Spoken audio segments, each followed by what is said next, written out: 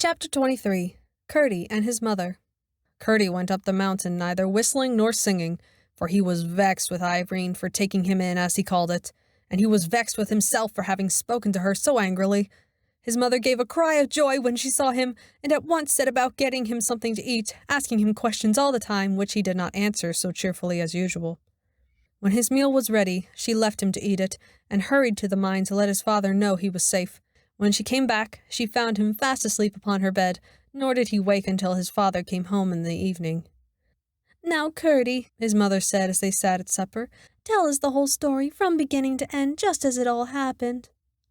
Curdie obeyed, and told everything to the point where they came out upon the lawn in the garden of the king's house. "And what happened after that?"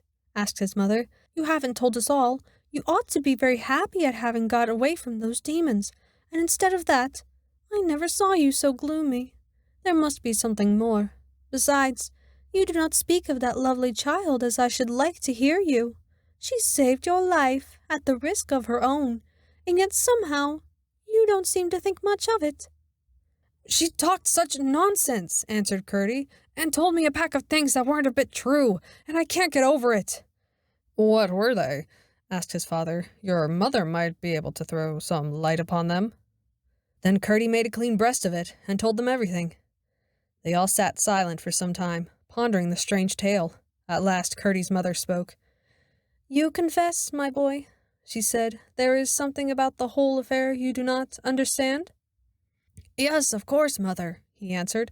"I cannot understand how a child, knowing nothing about the mountain, or even that I was shut up in it, should come all the way alone, straight to where I was, and then after getting me out of the hole, lead me out of the mountain too, where I should not have known a step of the way if it had been as light as in the open air." "Then you have no right to say what she told you was not true. She did take you out, and she must have had something to guide her. Why not a thread as well as a rope, or anything else? There is something you cannot explain, and her explanation may be the right one." "It's no explanation at all, mother, and I can't believe it." "That may be only because you do not understand it. If you did, you would probably find it was an explanation, and believe it thoroughly. I don't blame you for not being able to believe it, but I do blame you for fancying such a child would try to deceive you. Why would she? Depend upon it, she told you all she knew. Until you had found a better way of accounting for it all, you might at least have been more sparing of your judgment." "That is what something inside me has been saying all this time," said Curdie, hanging down his head. "But what do you make of the grandmother? That is what I can't get over. To take me up to an old garret and try to persuade me against the sight of my own eyes that it was a beautiful room with blue walls and silver stars and no end of things in it, when there was nothing there but an old tub and a withered apple and a heap of straw and a sunbeam. It was too bad.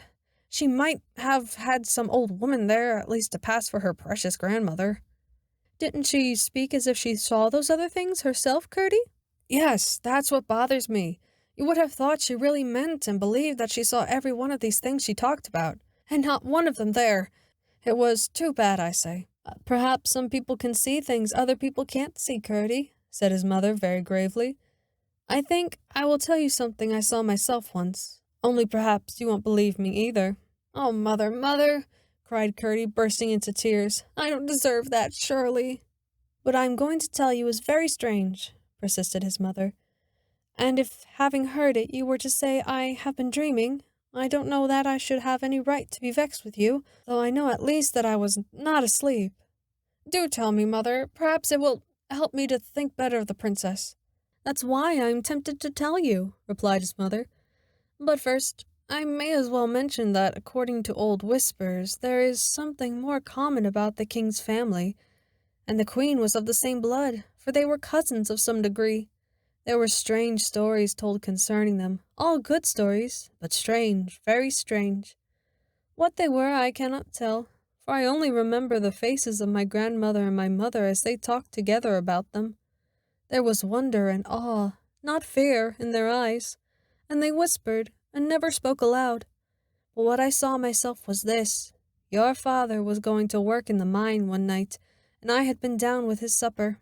It was soon after we were married, and not very long before you were born. He came with me to the mouth of the mine, and left me to go home alone, for I knew the way almost as well as the floor of our own cottage. It was pretty dark, and in some parts of the road where the rocks overhung nearly quite dark. But I got along perfectly well, never thinking of being afraid until I reached a spot you know well enough, Curdy, where the path has to make a sharp turn out of the way of a great rock on the left-hand side. When I got there, I was suddenly surrounded by about a half a dozen of the cobs, the first I had ever seen, although I had heard tell of them often enough. One of them blocked up the path, and they all began tormenting me and teasing me in a way it makes me shudder to think of even now. "If only I had been with you!" cried father and son in a breath. The mother gave a funny little smile and went on. "They had some of their horrible creatures with them, too, and I must confess I was dreadfully frightened. They had torn my clothes very much, and I was afraid they were going to tear myself to pieces, when suddenly a great white soft light shone upon me. I looked up. A broad ray, like a shining road, came down from a large globe of silvery light not very high up, indeed not quite so high as the horizon. So it could not have been a new star or another moon or anything of that sort. The cops dropped persecuting me, and looked dazed, and I thought they were going to run away. But presently they began again. The same moment, however, down the path from the globe of light came a bird, shining like silver in the sun. It gave a few rapid flaps first, and then, and with its wings straight out, shot sliding down the slope of the light. It looked to me just like a white pigeon. But whatever it was, when the cobs caught sight of it coming straight down upon them, they took to their heels and scampered away across the mountain, leaving me safe, only much frightened. As soon as it had sent them off, the bird went gliding again up the light, and the moment it reached the globe, the light disappeared, just as if a shutter had been closed over a window, and I saw it no more. But I had no more trouble with the cobs that night or ever after." "How strange!" exclaimed Curdy. "Yes, it was strange, but I can't help believing it, whether you do or not," said his mother. "It's exactly as your mother told it to me the very next morning," said his father. "You don't think I'm doubting my own mother?" cried Curdy. "There are other people in the world quite as well worth believing as your own mother," said his mother. "I don't know that she's so much the fitter to be believed that she happens to be your mother, Mr. Curdy. There are mothers far more likely to tell lies than the little girl I saw talking to the primroses a few weeks ago. If she were to lie, I should begin to doubt my own word." "But princesses have told lies as well as other people," said Curdy. "Yes, but not princesses like that child. She's a good girl, I am certain, and that's more than being a princess. Depend upon it, you will have to be sorry for behaving so to her, Curdy. You ought at least to have held your tongue." "I am sorry now," answered Curdy. "You ought to go and tell her so then." "I don't see how I could manage that. They wouldn't let a minor boy like me have a word with her alone, and I couldn't tell her before that nurse of hers. She'd be asking ever so many questions, and I don't know how many the little princess will like me to answer. She told me that Ludi didn't know anything about her coming to get me out of the mountain. I'm certain she would have prevented her somehow if she had known it. But I may have a chance before long, and in the meantime I must try to do something for her. I think, Father, I have got on the track at least." "Have you indeed, my boy?" said Peter. "I'm sure you deserve some success. You have worked very hard for it. What have you found out?" "It's difficult, you know, Father, inside the mountain, especially in the dark, and not knowing what turns you have taken to tell a lie of things outside." "Impossible, my boy, without a chart or at least a compass," returned his father. "Well, I think I have nearly discovered in what direction the cobs are mining. If I'm right, I know something else that I can put to it, and then 1 and 1 will make 3. "They very often do, Curdy, as we miners ought to be very well aware. Now tell us, my boy, what the 2 things are, and see whether we can guess at the same third as you." "I don't see what that has to do with the princess," interposed his mother. "I will soon let you see that, Mother. Perhaps you may think me foolish, but until I'm sure there is nothing in my present fancy, I am more determined than ever to go on with my observations. Just as we came to the channel by which we got out, I heard the miners at work somewhere near, I think down below us. Now, since I began to watch them, they have mined a good half-mile in a straight line, and so far as I am aware, they are working in no other part of the mountain. I never could tell in what direction they were going. When we came out in the king's garden, however, I thought at once whether it was possible they were working towards the king's house. And what I want to do tonight is to make sure whether they are or not. I will take a light with me." "Oh, Curdie," cried his mother, "then they will see you." "I'm no more afraid of them now than I was before," rejoined Curdie, "now that I've got this precious shoe. I can't make another such in a hurry. One bare foot will do for my purpose. Woman as she may be, I won't spare her next time.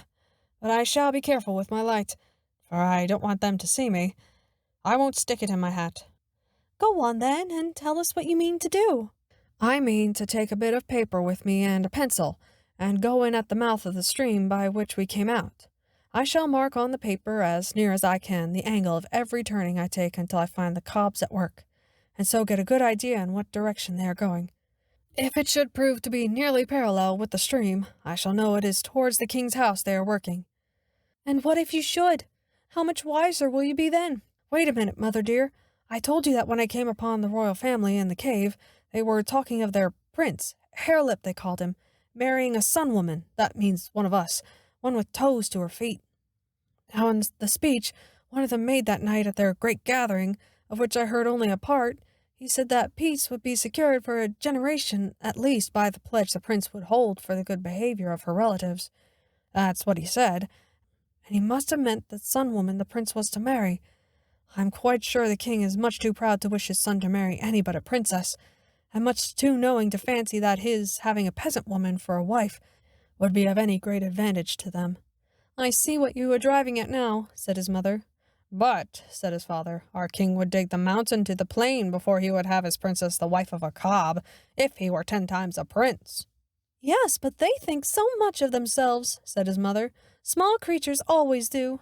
The bantam is the proudest cock in my little yard." "And I fancy," said Curdie, "if they once got her, they would tell the king they would kill her, except he consented to their marriage." "They might say so," said his father, "but they wouldn't kill her. They would keep her alive for the sake of the hold it gave them over our king. Whatever he did to them, they would threaten to do the same to the princess." "And they are bad enough to torment her just for their own amusement, I know that," said his mother. "Anyhow, I will keep watch on them, and see what they are up to," said Curdie. "It's too horrible to think of. I daren't let myself do it, but they shan't have her, at least if I can help it. So, mother dear, my clue is all right. Will you get me a bit of paper and a pencil and a lump of peas pudding, and I will set out at once. I saw a place where I can climb over the wall of the garden quite easily." "You must mind and keep out of the way of the men on the watch," said his mother. "That I will. I don't want them to know anything about it. They would spoil it all. The cobs would only try some other plan. They are such obstinate creatures. I shall take good care, mother. They won't kill and eat me either, if they should come upon me, so you needn't mind them." His mother got him what he had asked for, and Curdie set out. Close beside the door by which the princess left the garden for the mountain stood a great rock, and by climbing it, Curdie got over the wall. He tied his clue to a stone just inside the channel of the stream, and took his pickaxe with him. He had not gone far before he encountered a horrid creature coming towards the mouth. The spot was too narrow for two of almost any size or shape, and besides, Curdie had no wish to let the creature pass. Not being able to use his pickaxe, however, he had a severe struggle with him, and it was only after receiving many bites, some of them bad, that he succeeded in killing him with his pocket knife. Having dragged him out, he made haste to get in again before another should stop up the way. I need not follow him farther in this night's adventures. He returned to his breakfast, satisfied that the goblins were mining in the direction of the palace, on so low a level that their intention must, he thought, be to burrow under the walls of the king's house and rise up inside it, in order, he fully believed, to lay hands on their little princess and carry her off for a wife to their horrid Harelip.